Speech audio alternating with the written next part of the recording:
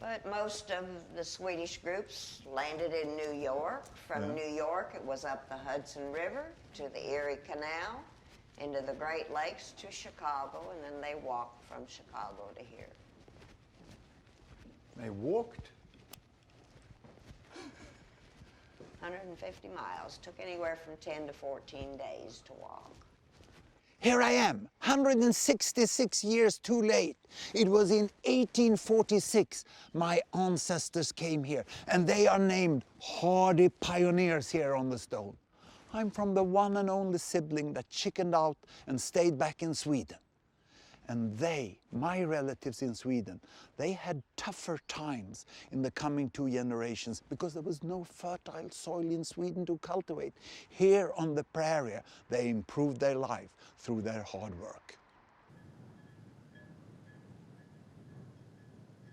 And we had, there were tough years, for those who stayed back in Sweden. Those were tough times. Mm-hmm. And all the way to my grandmother's upbringing. So they didn't talk much about those who were before. So my mother was unaware that we had relatives here. Mm-hmm. On my father's side, we knew that we had people who went to US. Mm-hmm.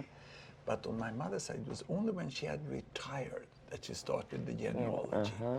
And then met Lars-Erik Sundin. Yes, yes. And it was actually, they had the theater, an open-air theater about the emigration. Mm-hmm. And it was at that moment, during that day, that she realized, well, these are my family who was there. Right. Well, it was an interesting how I met her that day. We knew what bus she was going to be on and what time they were to arrive in Bishop Hill. Well, they had gotten here early. Uh-huh. So we missed them.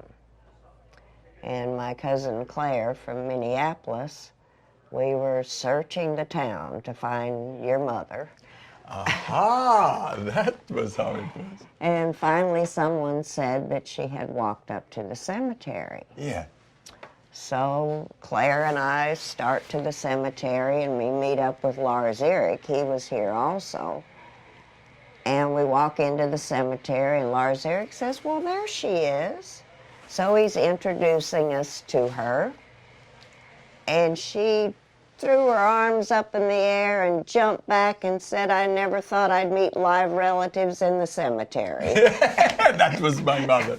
She was very lively. It was good from there on. So it's people who are related here who come back, or is just people who want to get out into the rural areas? A little bit of both. A lot of visitors. We have a lot of Swedish visitors. Yeah. Not necessarily have family connections here, but we do get a lot of Swedish visitors. Huh? So it's quite interesting. Yeah, that's nice. Because also those paintings that they became quite well known. Yes. It was like in the 80s, 90s, those little naivistic older paintings, they became very popular. I remember a major exhibition in Sweden. Oh, yes. And yes. that made Bishop Hill really famous.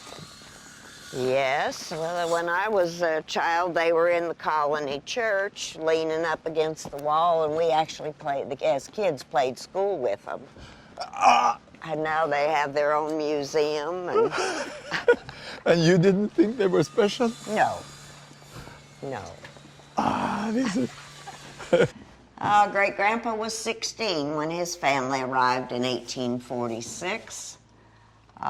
His parents and youngest brother are amongst the first 50 that died and are buried out in Red Oak Grove. Great-grandma was just 6 years old when her family... His name was? Olaf Olsson. This is Olaf Olsson. And then he changed the last name to Rowling. He was the one who changed it, yeah. His grandmother is our connection. You can really see he was proud and happy. Huh? Every picture, he has that little smile. Yeah? That was a dramatic life. Oh, yes, yes. This is the grave of Olof Broline, my oldest relative here on the graveyard in Bishop Hill. But his grandmother died on the voyage across the Atlantic, and his parents died the first winter. They didn't even make it to this graveyard.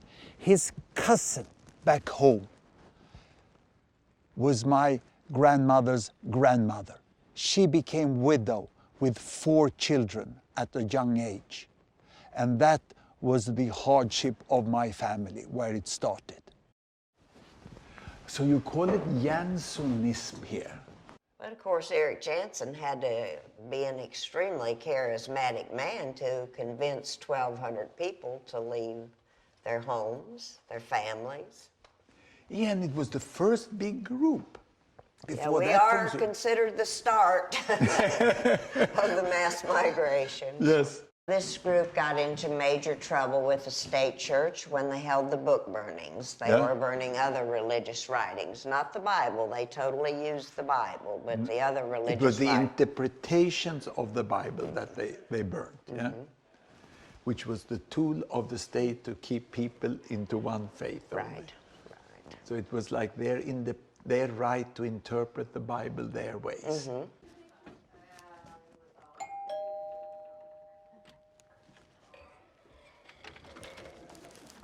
Greetings. Hello. Thank you. Gorgeous. Yes. We get to see the third generation or another generation of Roslings here. The middle. The middle one. Yeah, my mother and my daughter preceded me. Yes. Long lost relatives. Oh, I'm 168 years late. We were scared to get on the ship, so that's why we were delayed. Hi. We actually watched your video in college, my college night class. You did? Yeah. Oh, how happy. And I didn't know you were related, and then I found out later. Oh, like, that's so pretty nice. cool. It's just the young ones who look at my videos. They married here. She married. was just 6 years old when her family yeah. came. Yeah. And he was just 16. Yeah, that's right. But it was very sad that her parents got here and then the next year they died of cholera. That was And the her first. 2 brothers and 2 sisters Yeah. in that one year, 1847. So she was orphaned at about 7 years old and raised then by the Jacobson family. And until then she you see married. here they died. The old grandmother died. That can be understood. But here, the younger people also died. And this one died on a voyage also. So they gave up all their worldly possessions for a new chance in the new world and died in the voyage. Yeah.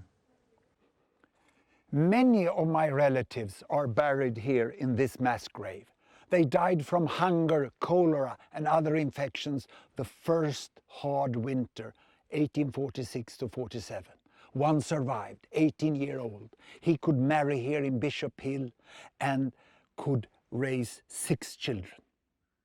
You can really understand that after such a high mortality, people wanted to have many children. Exactly as it is across the world today. Where many die, you want to have many children. Här under vilar. I'll see the English version on the back.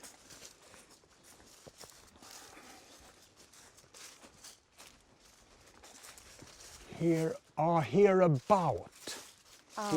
In this area. It was so tough, so it Yeah. wasn't one organized. Hereabout rest 50 members of the Bishop Hill colony who died 1846-47. This monument was erected by remaining members of Bishop Hill colony 1882. Yeah, 35 years. That's what it takes. It takes a generation raising those 6 children. And the 6 children then honored grandpa, dying here, and grandma. And they were needing a place to worship and also housing. And that's when the colony church was built, 1848. 10 rooms on the main floor, 10 rooms in the basement. So 20 families lived in the church. Not any particular families, just families that needed housing. But they wouldn't have a kitchen or their own, or? No, all communal living. Everybody went to the big brick to eat. and the sanctuary is upstairs. Oh, wow. That's awesome on Christmas morning to walk in there at 6 a.m. with all those real chandeliers lit. It is beautiful. So, And there were schools from the first year. yes, well, yes, they had school in the dugouts that they lived in the ravine. Already there. They brought a teacher with them from New York to teach them English. Aha, so they had no intention of keeping Swedish. No. They were fed up with that language.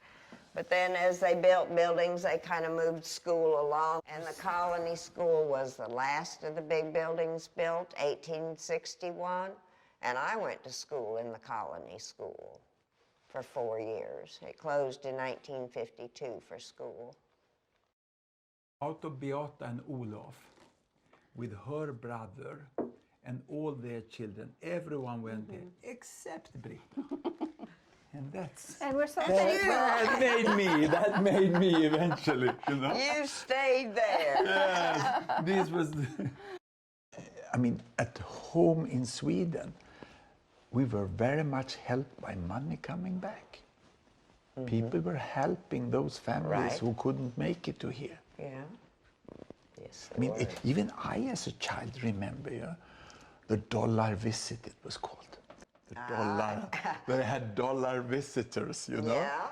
And I also had my grandmother's uncle, or my great-grandmother's brother.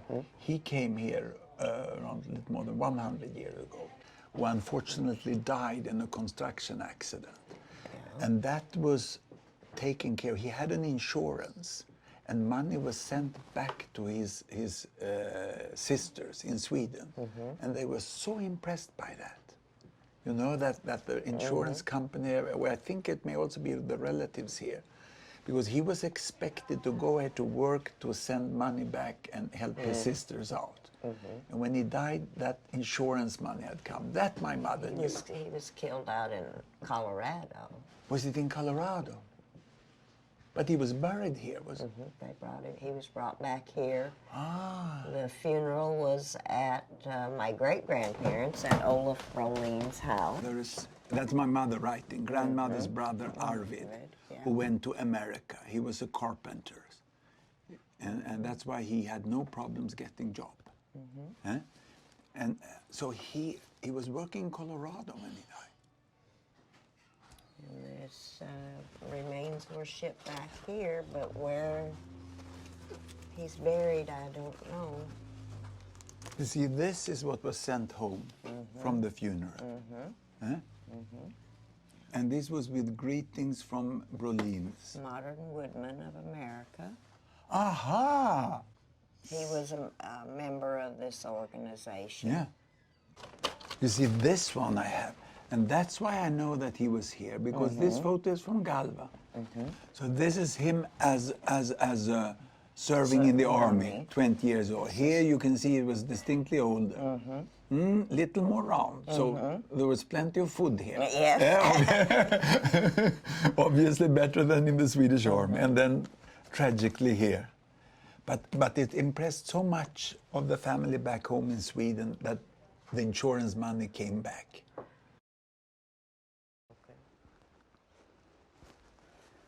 There's a monument for the Potter's Field, and so we have several unmarked graves from the early settlers, or the ones that couldn't afford a monument. Yes. And so they have put up a plaque to then honor those who died and had no headstone.